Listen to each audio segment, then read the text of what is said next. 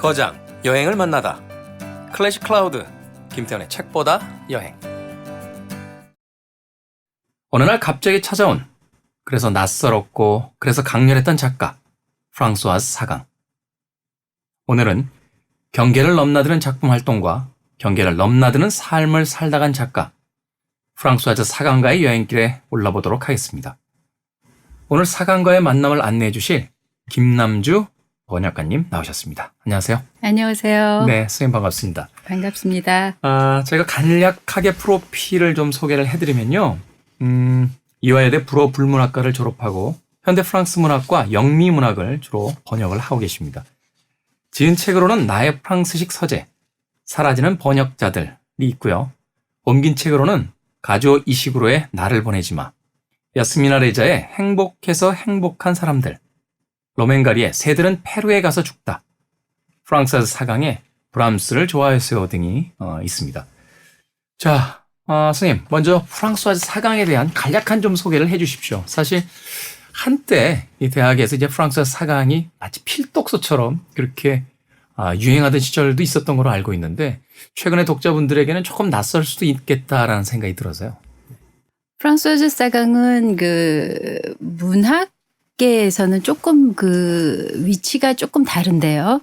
위대한 개수나 월든 같은 경우는 이건 고전이다 이렇게 딱 할 수 있겠지만 슬픔이와 안녕에 대해서는 그래 이거 혹시 대중문학 아닐까? 뭐 이런 혐의가 없지 않아 있어요. 그런데 그 부분에 바로 그 프랑스와즈 사강의 존재 이유가 있는 것 같다는 게 제 생각인데요. 네. 1954년에 나온 이 책이 아직까지 읽히고 그리고 제가 이제 번역하면서 다시 읽고 그랬는데 여전히 어떤 유효한 현재성을 갖고 있는 이유가 뭘까? 그걸 들여다보면 그 속에 고전성을 갖지 않고는 그럴 수가 없거든요. 네. 예. 그 부분을 아마 발견하시면 재밌을 것 같고요. 실제로 가장 좋은 거는요. 작품을 이해하는 가장 좋은 방법은 그냥 그 작품 속으로 걸어 들어가는 거라고 생각해요. 그러니까 우리가 어떤 음악을 듣거나 연극이나 뭐 이런 거를 그냥 그 모든 그것에 관한 얘기들은 나중에 일단은 그냥 들어보세요. 혹은 읽어보세요. 그러면 결국은 그 작품이 다른 사람 아닌 나에게 말 거는 지점이 생기거든요. 그게 가장 중요하다고 생각해요. 그렇게 하시고 그게 찰칵하고 소리를 내면 그다음부터는 이 사람이 어떤 사람일까? 이 작가가 어떤 사람일까? 이 작품이 어떤 작품일까에 대해서 좀 더 깊이 있게 알고 싶어지죠. 선생님께서 해주신 이야기 중에 인상적인 부분이 하나 있습니다. 이제 프랑스와즈 사강의 그 작품이 어떤 지점에서 이제 고전성을 갖게 됐기 때문에 바로 여태까지도 그 유효한 어떤 문학으로서 다뤄질 수 있다라고 해주셨는데 제가 이야기로 이제 고전성이라고 한다라면 그것은 이제 시간과 공간을 넘어서는 일종의 어떤 그 보편성 그리고 어떤 그 본질에 대한 변하지 않는 어떤 본질 뭐 이런 것들에 대한 이야기일 것 같은데 그 이야기를 조금 쉽게 좀 설명을 해 주신다면 그녀의 작품에는 어떤 것이 바로 그런 고전성을 갖게 되나요? 이를테면 작가는요. 많은 작품을 쓰지만 결국은 한 작품을 쓰는 것과도 비슷해요. 그 작년에 그 노벨문학상을 받은 가주오 이시구로도 비슷한 얘기를 했는데요. 결국은 그 문제 하나를 가지고 평생을 천착하는 거거든요. 그러면 프랑스와즈 사강의 경우에는 그리고 사강의 작품이 기본적인 대중문학의 전형이라고 할 수 있는 할리퀸 몽고하고 구별되는 점은요. 진부하지 않아요. 굉장히 경쾌하고 감각적이고 재미를 노리고 쓰였음에도 불구하고 굉장히 엄정해요. 그 어떤 주제가요. 주제는 셰익스피어예요. 그러니까 저도 사실은요. 10여 년 전에 사강을 처음 번역하면서 갖고 있었던 어떤 마음가짐이 그랬어요. 이게 대중문학과 본격문학의 경계에 걸쳐 있는 작가지. 그러고 문장을 들여다보기 시작했는데요. 의외로 굉장히 어렵고요. 그리고 본인이 생각을 드러내려고 하지 않고 문학 본령에 다가서려는 노력이 보여요. 그런 점에서는 사강이 평생 천착했던 주제는요. 남녀관계의 심리지도 같은 거예요. 네. 저는 그렇게 보거든요. 그러니까 그리고 이 슬픔의 안녕이라는 이 책이 중요한 이유가 우리가 흔히 그거를 천재의 작품이라고 얘기할 수도 있겠는데 이를테면 18살, 19살에 자신의 평생 동안 자신이 추구할 어떤 주제를 제시하는 작품을 쓴다는 거는 쉬운 일이 아니거든요. 그거는 어쩌면 개인을 넘어서는 일일지도 모르겠어요. 글 쓰고 있는 인간과 글을 쓰게 하는 어떤 기운 이런 거의 접점에서만 탄생할 수 있는 어떤 드문 문학, 드문 네. 예술이죠. 그 중에 하나가 저는 프랑스와즈 사강의 슬픔의 안녕이라고 생각하는데 그런 어떤 예언적인 게 이 작품 속에 들어있어요. 그리고 예언적인 거가 풀어나가는 방식은 결국 사강은 남녀관계의 심리지도를 그려냈어요. 그런데 그 부분에서만큼은 상당히 엄정했어요. 그래서 우리는 그 주제를 한마디로 요약하면요. 이 남녀관계라는 거의 심리가 뭘까? 결국은 자기 자신이라는 거예요. 우리는 남녀관계에 끊임없이 자기 자신을 투영하는데 그걸 사실은 잘 모르죠. 그 부분에서는 셰익스피어의 성격이 팔자라는 그러니까 결국은 나의 부족함 혹은 나의 넘침 이런 게 그 남녀관계에 투영돼서 나의 인간관계가 그렇게 풀려나갈 수밖에 없다. 뭐 이렇게 가고 있고요. 그 사이사이에 나를 들여다보는 그런 잔잔한 감동들이 있습니다. 네. 말하자면 이제 남녀의 심리지도, 남녀 간의 관계라고 하는 어떤 특수한 상황 속에서의 이 남녀를 통해서 우리는 누구이며 어떻게 우리 스스로를 드러내게 되는가라고 하나 아주 본질적인 것을 이제 보여주는 그런 형태의 이제 작품들을 써나갔고 또 그것이 불과 10대 후반이라고 하는 아주 젊은 나이에 예. 이미 자신이 평생 써야 될 어떤 주제에 대한 단서를 이미 획득해냈던 그렇죠. 일종의 천재형의 작가다. 그렇죠. 라고 이제 볼 수 있는 거군요. 예. 자, 오늘 1부입니다. 프랑스와즈 사강에 대한 일부 거장의 방으로 들어갑니다. 그래서 그녀의 삶을 통해 2부에서 만나게 될 그녀의 작품에 대한 이해를 좀 더 도와보는 그런 시간을 가져보도록 하겠습니다.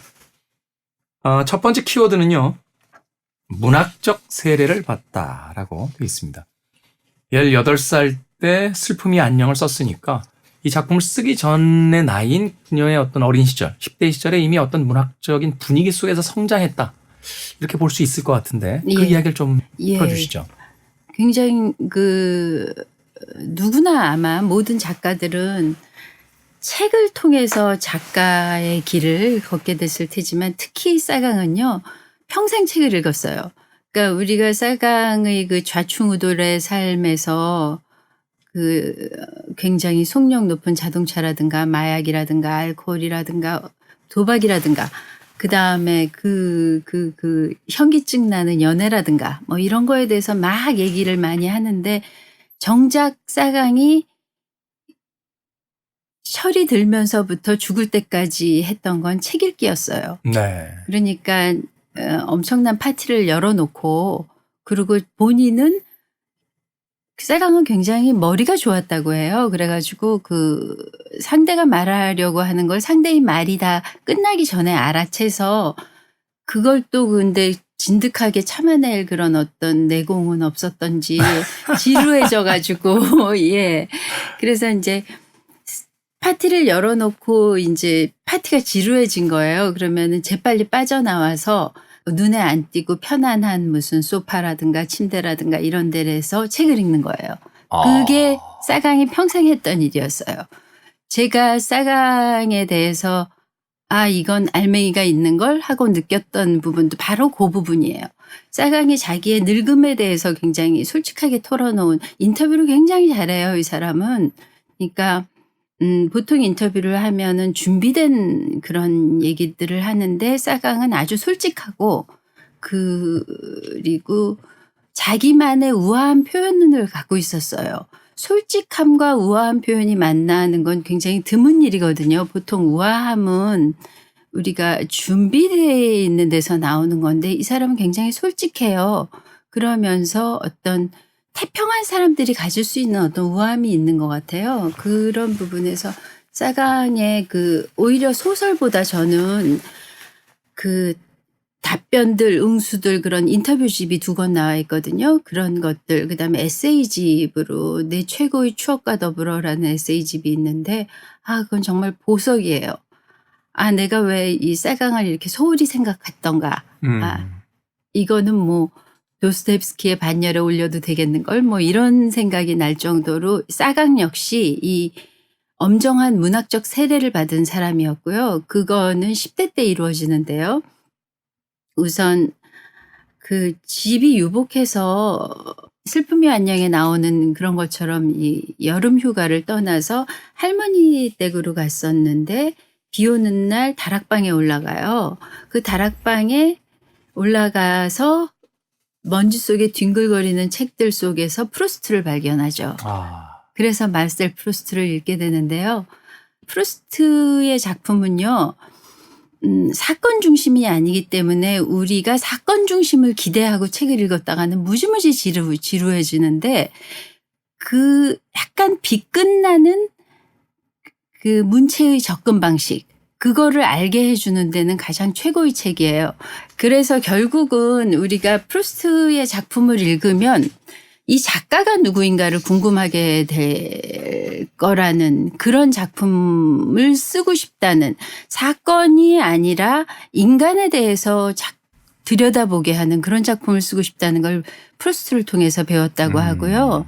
그 다음은 이제 아르튜르 랭보인데요. 아르튜르 랭보의 시 중에서 여름 새벽이라는 시가 있어요. 그걸 읽고 망치로 하나 쾅 얻어맞은 것 같은. 그러니까 랭보하고 사강하고 맞았던 거죠. 그리고 랭보가 말하는 그런 어떤 자연과 나의 교감 그거를 확 껴안는 거죠. 그때 이 사강이 해변가의 텐트 속에 있었는데 그 구절을 시를 읽고 누군가 이걸 썼다.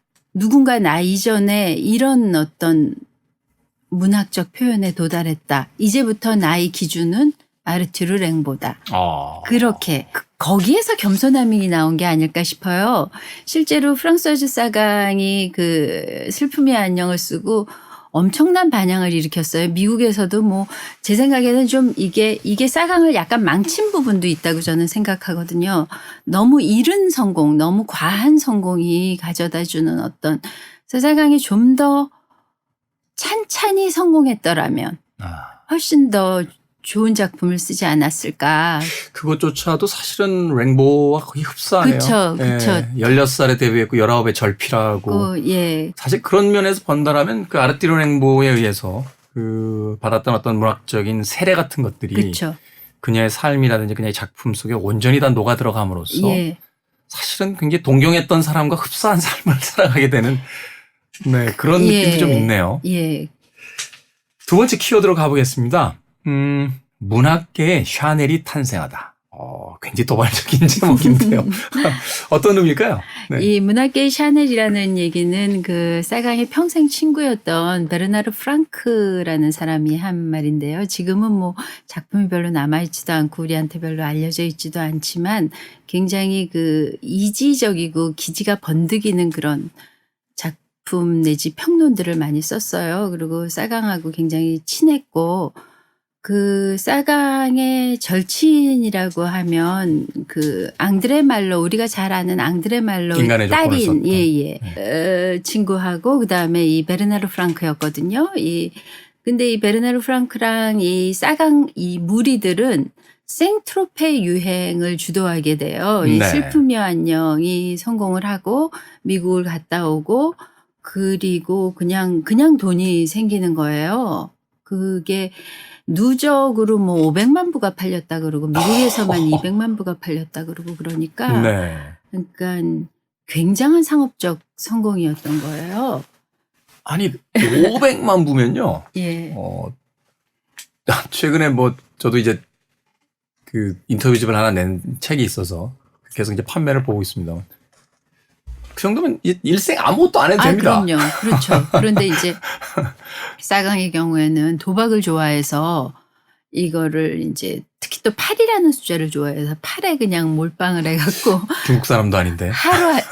하루아침에 잃기도 하고 또 그거를 잃고 그 자리에서 또 따서 그 다음날 8시에 성을 하나 사기도 하고 막 이렇게 살았어요. 근데 그리고 이제 한 슬픔의 안녕으로 데뷔하고 나서 한 3, 4년 후에 자동차 사고가 일어나서 이게 차가 전복되는 바람에 살았어요. 그런데. 그래서 그때 당시에는 막 신문에 사람들이 다 그 프랑스와즈 사강 사망 뭐 이런 것까지 다 준비해 놓고 그랬는데 결국은 깨어났는데 그게 3일 동안 그 코마에 있었어요. 네. 예. 그래서 깨어났는데 그런 점에서는 또 제임스 딘하고 비교되기도 하고 그래요.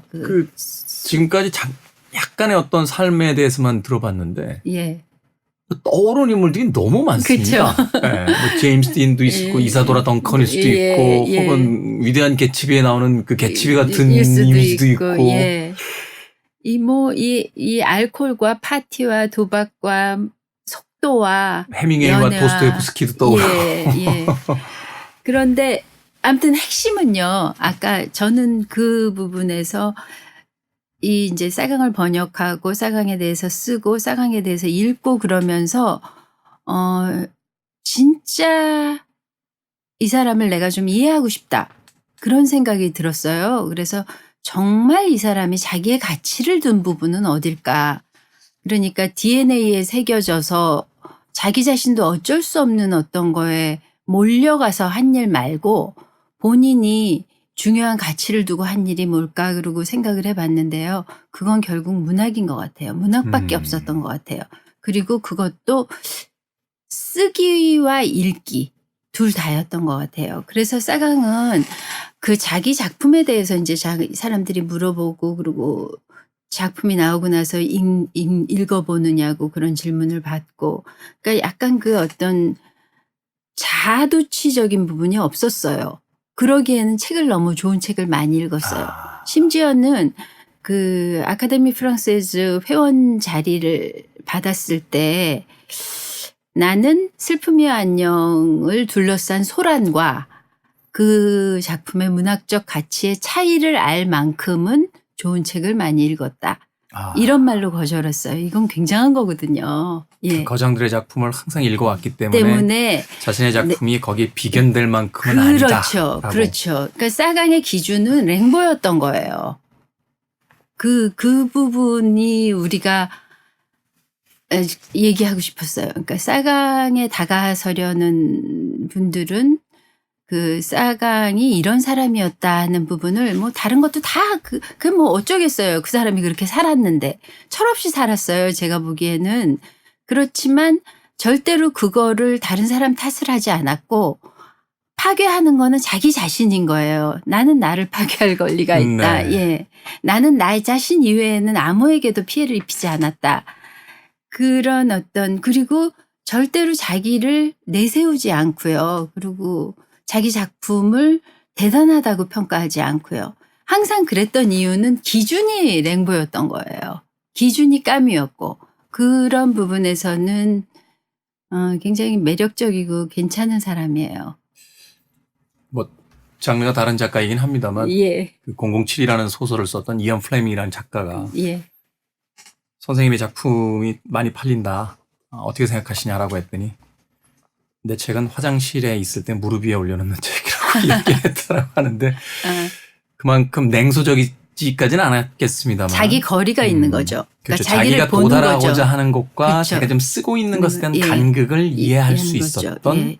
어떤 작가였다라고 예. 볼 수 있는 거군요. 예. 사실은 그의 어떤 삶이라든지 또 그녀의 어떤 살았던 시기, 첫 작품이 나왔던 그 연도 이런 것들을 보게 되면 앞서 뭐 해밍웨이 얘기 잠깐 했습니다만 소위 50년대와 60년대로 이어지는 시기의 어떤 로스트 제네레이션이 가지고 있었던 예. 그런 어떤 삶의 방식들이 굉장히 많이 영향을 줬을 것 같다는 또 생각도 하게 되거든요. 예. 사실 그런 의미에서 자기 시대와 온몸으로 호흡하며 삶과 문학을 다 온전히 그 시대 위에다 올려놨던 인물이다. 이렇게 볼 수 있겠네요. 그러면서 동시에 또 약간의 거기에서 벗어나는 부분도 있어요. 이를테면 1954년 슬픔의 안녕이 처음 나왔을 때 이 작품이 그렇게 프랑스에서 그렇게 반향을 일으킨 이유를 분석해 놓은 비평가들 글을 보면요. 프랑스는 그때 결국은 연합군의 그 도움으로 해방된 거예요. 우리랑 좀 비슷한 부분이 있어요. 그 전에는 독일 점령으로 굉장히 고통을 당했고, 그래서 어떤 2차 대전 후에 경제적으로도 그렇고요. 그 제임스 설터 같은 그런 어떤 미국 작가의 눈에 비친 프랑스 같은 경우를 보면 굉장히 우리가 알고 있는 프랑스하고는 거리가 있어요. 그러니까 프랑스도 그런 시기를 겪었던 거죠. 굉장히 네. 힘든 시기였어요.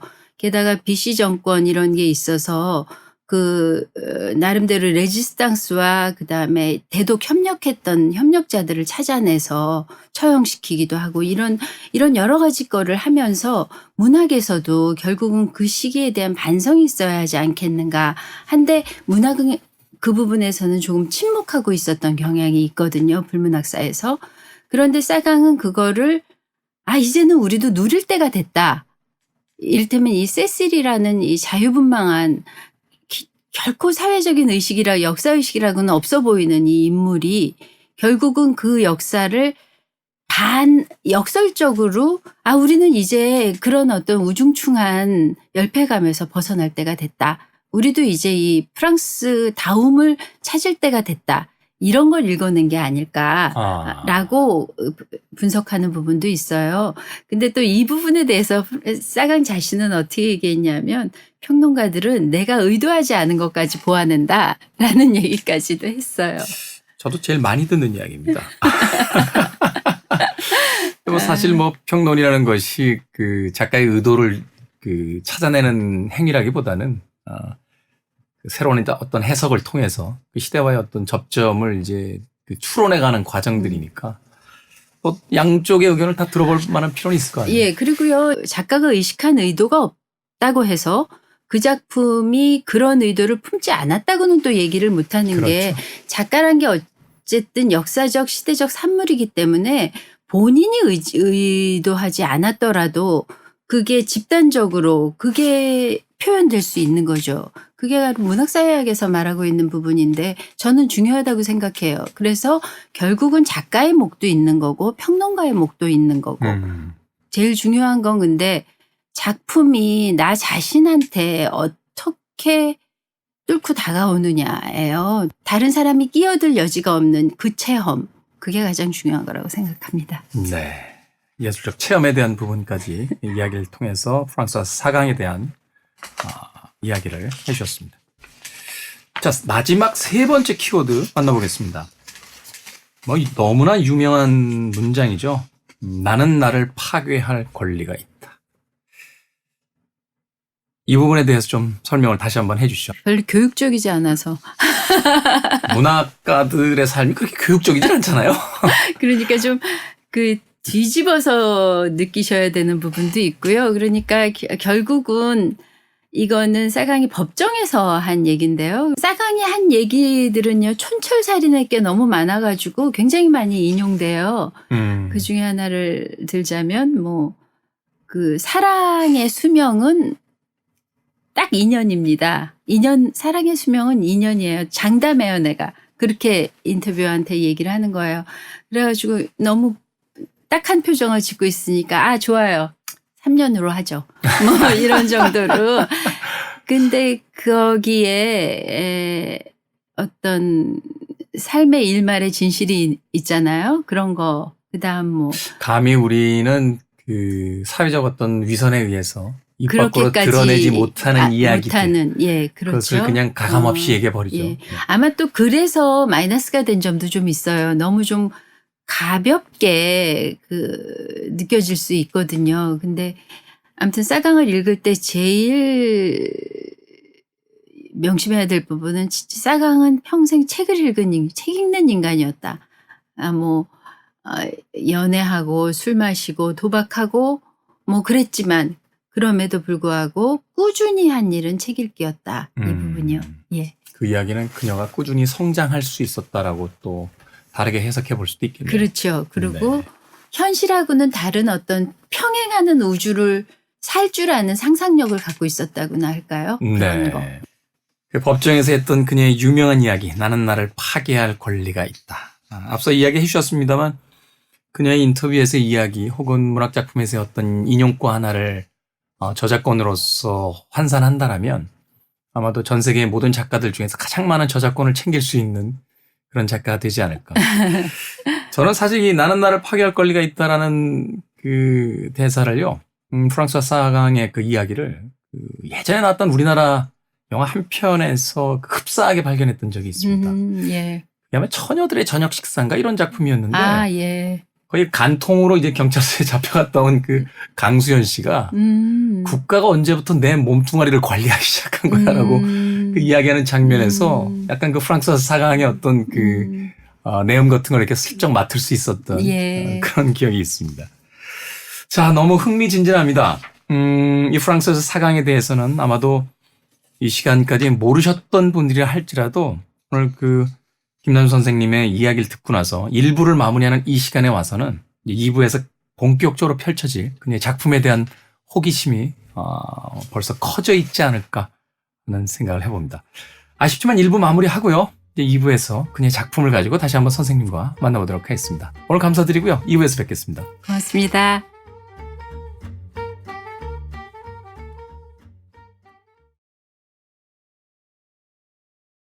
오늘 방송 어떠셨나요? 재밌게 들으셨다면 구독하기, 혼자 듣기 아까우시면 공유하기로 마음을 표현해주세요. 아르테 출판사, 클래식 클라우드와 함께하는 김태훈의 책보다 여행은 여러분의 성원으로 계속됩니다.